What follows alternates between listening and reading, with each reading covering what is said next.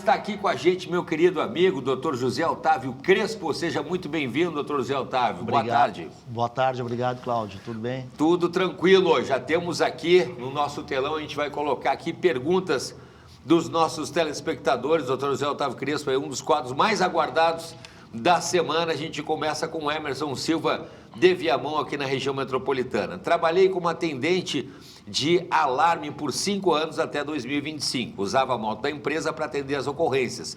Nunca recebi adicional de periculosidade. A empresa dizia que a portaria do Ministério do Trabalho, que regulamenta isso, não teria validade jurídica. Tenho direito ao adicional? Posso cobrar agora? A pergunta é bem interessante, Cláudio. Lembrando, há um tempo atrás, aqui no programa, nós já tratamos deste assunto, né? Inclusive, havia uma grande discussão, né? Porque a CLT, lá no artigo 193, traz a previsão de que o trabalhador que trabalha com a moto, ou seja, usa a moto para trabalhar, não é ir para casa e voltar para casa, mas para trabalhar, tem direito à periculosidade. Só que havia uma grande discussão. Se essa periculosidade que está lá prevista na CLT necessitava de uma norma regulamentadora, de uma portaria do Ministério do Trabalho ou não.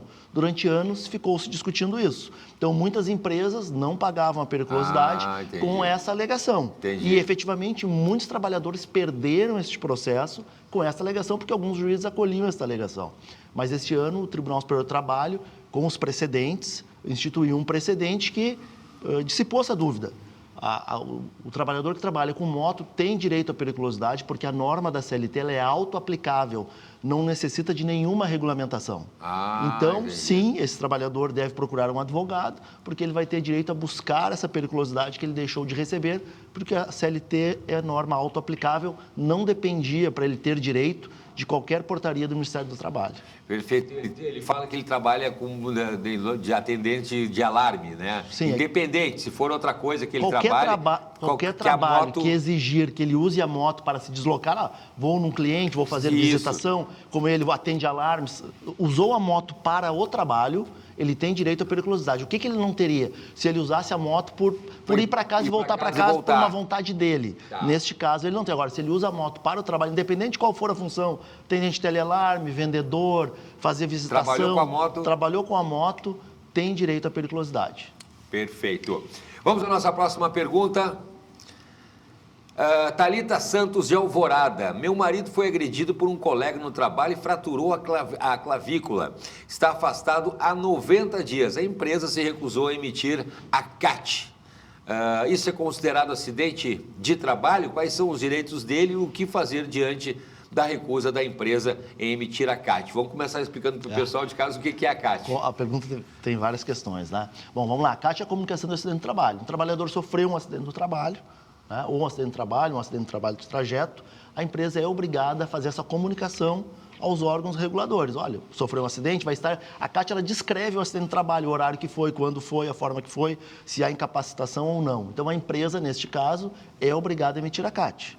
Correto? Primeiro ponto. Segundo, é óbvio que é um acidente do trabalho, uma vez que ele sofreu uma lesão no trabalho. Sempre que um trabalhador sofre uma lesão no trabalho, ou no local de trabalho, ou em prol do trabalho, quando ele está trabalhando, é um acidente do trabalho, típico.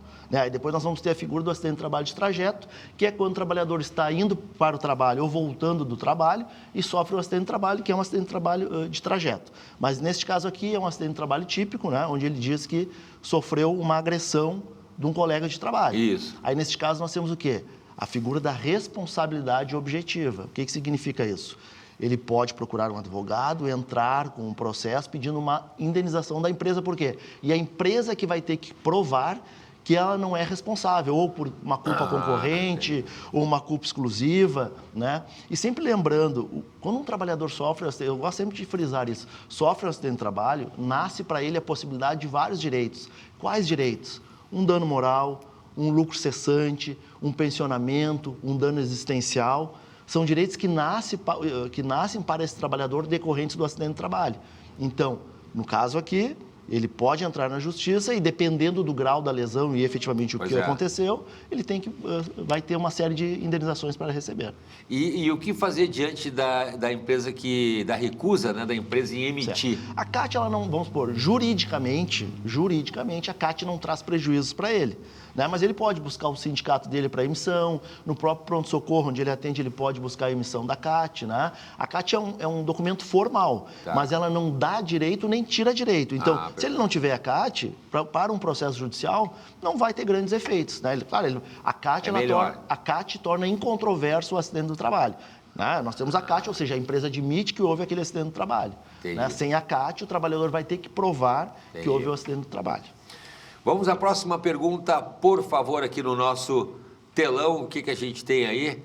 O Ayrton Pedro Andrade, aqui da capital. Olha aí, ó, meu primo. Não, brincadeira. Sou cobrador de ônibus. Em 2017, sofri tentativa de assalto ao coletivo e levei uma pedrada. Eu fiquei com sequelas motoras, né, e neurológicas permanentes. Em 2022, fui aposentado por invalidez pelo INSS. Nunca busquei indenização na justiça. Ainda tenho direito? O prazo já prescreveu? Novamente, nós temos uma pergunta bem complexa que envolve vários temas. Vamos lá. Primeiramente, temos a discussão. O acidente do trabalho, ele prescreve ou não? Aí nós temos essa discussão. Por que nós temos que entender? Ocorreu um acidente do trabalho, em tese, vai nascer direitos para o trabalhador. Quais são? Eu vou nomeá-los aqui. Um dano moral, um lucro cessante, um pensionamento, um dano existencial. Né? Alguns desses direitos prescrevem. Prescrevem quando? 5 anos da ocorrência do acidente. Foi 2017. Tá? Já o pensionamento, que é isso que nós temos que entender, ele é imprescritível. O que é o pensionamento? Olha, o trabalho, como ele narra aqui, ele foi aposentado porque ele está inapto para o trabalho.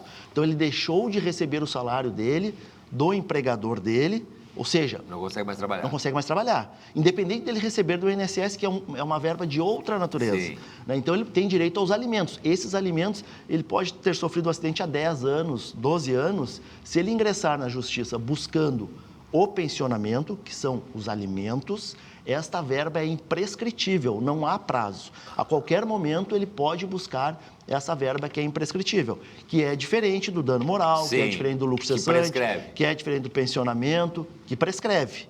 Então, no caso aqui, só que aqui nós temos outra nuance da complexidade dos casos de acidente do trabalho.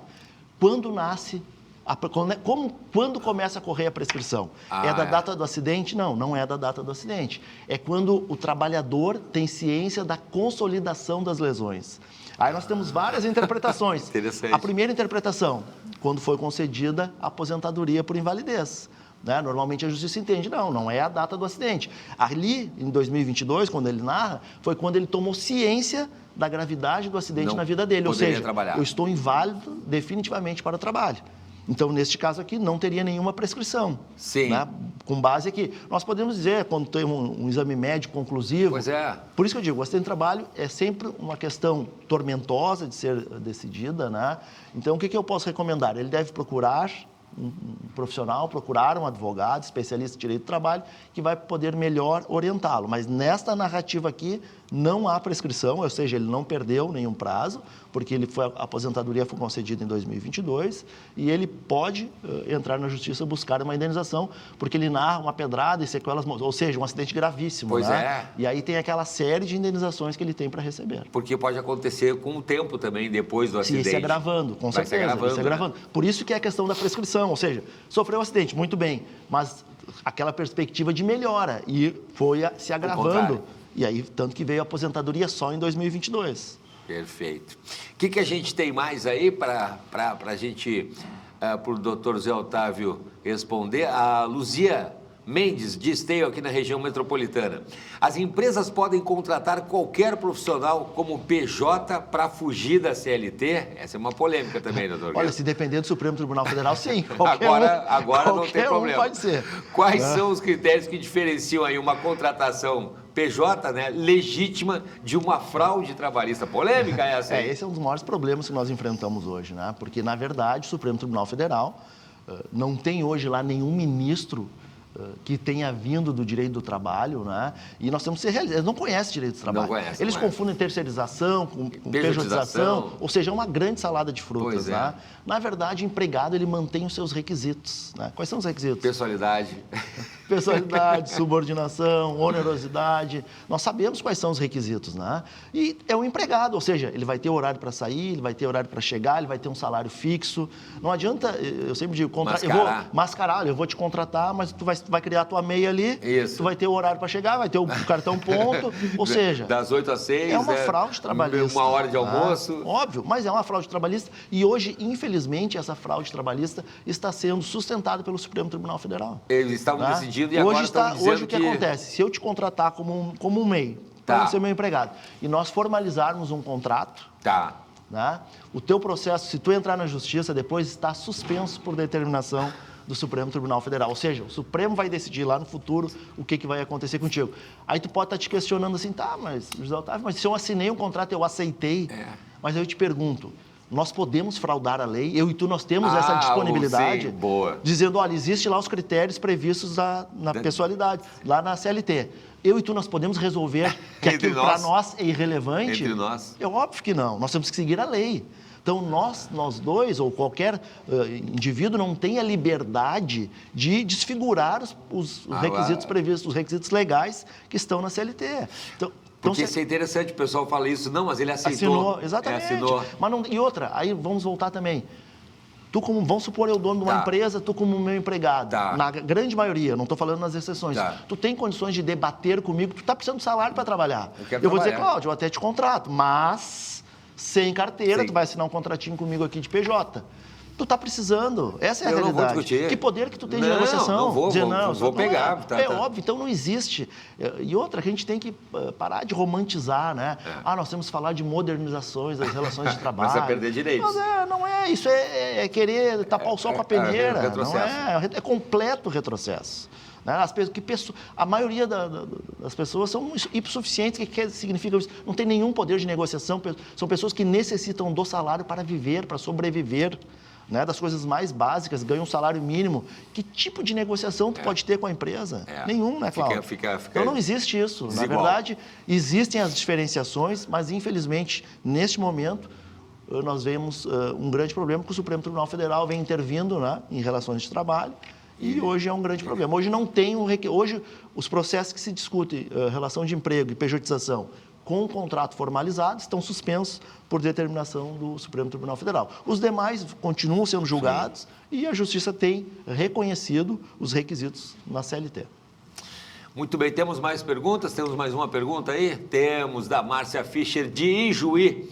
A empresa não deposita meu FGTS desde 2024. O gerente disse que está tudo regularizado porque a empresa fez um parcelamento com a Caixa. Isso me impede de cobrar? Vamos lá. Na verdade, as empresas podem fazer um parcelamento com a Caixa, mas isso não tem nenhuma relação com o trabalhador. Inclusive, nós temos também um precedente do Tribunal Superior do Trabalho. A empresa pode regularizar a sua questão fiscal lá com a Caixa. Né? Agora, o trabalhador mantém os mesmos direitos. Quais os direitos? Olha, aqui não está sendo depositado desde 2024. O trabalhador pode optar. Eu posso ingressar com uma ação cobrando esse FGTS ou eu posso pedir a rescisão indireta do meu contrato de trabalho. Para o trabalhador é irrelevante, não tem importância nenhuma a existência deste parcelamento. Ele mantém na integralidade dos seus direitos de cobrar ou de entrar com uma rescisão indireta por falta de recolhimento do FGTS. Então, para o trabalhador... Então, respondendo a pergunta aqui, a alegação do gerente não tem o menor cabimento. Né? A empresa está errada, né? E esse trabalhador pode exigir na justiça seus direitos. Muito bem. Essa foi a última pergunta? Temos mais perguntas? Essa foi a última pergunta. Mais uma, vamos mais uma aqui. Tem mais uma aqui, a produção está falando que o Everton Fagundes, de Santa Maria, pergunta o seguinte: sou motorista de ônibus, indo trabalhar de moto, um carro me derrubou e fraturei o fêmur. Olha só. Esse acidente é considerado acidente de trabalho? Tem direito à indenização pela empresa? Olha aí. Nós tínhamos falado há pouco, né? Este é o quê? O acidente de trabalho de trajeto. O que significa isso? É outra coisa. Ele é um acidente de trabalho? É um acidente de trabalho. Ele tem direito à emissão da CAT? Tem direito à emissão da CAT. Ele tem direito, se ele se afastar, quebrou o fêmur, vai ficar afastado mais de 15 dias, vai para o INSS como um acidente do trabalho. Ele vai ter direito, a empresa é obrigada a manter os pagamentos de FGTS, certo? Ele vai ter direito à estabilidade, mas aí a empresa não tem nenhuma responsabilidade em acidente de trabalho de trajeto. Ou seja, ele não vai poder exigir dano moral, ele não vai poder exigir lucro cessante, nada, porque a empresa não tem responsabilidade. É um acidente de trabalho de trajeto, ele é para fins previdenciários. Sim, INSS. E INSS. Mas para a empresa não traz... A repercussão que traz para a empresa é: esse trabalhador vai adquirir estabilidade, quando ele voltar, vai ter 1 ano de estabilidade. Tá. A empresa é obrigada a manter o pagamento do FGTS, né? Mas não tem nenhuma obrigação de fazer qualquer tipo de indenização. Outra indenização. Por quê? Um acidente de trabalho de trajeto. Então tá respondido aí, ó. Tem direito de indenização pela empresa? Não tem nenhuma Não tem indenização. porque foi no trajeto do trabalho. Exatamente. Doutor José Otávio Crespo, muito obrigado pela participação. Redes sociais... Crespo Advogados. Crespo Advogados. Muito obrigado pela participação mais uma vez.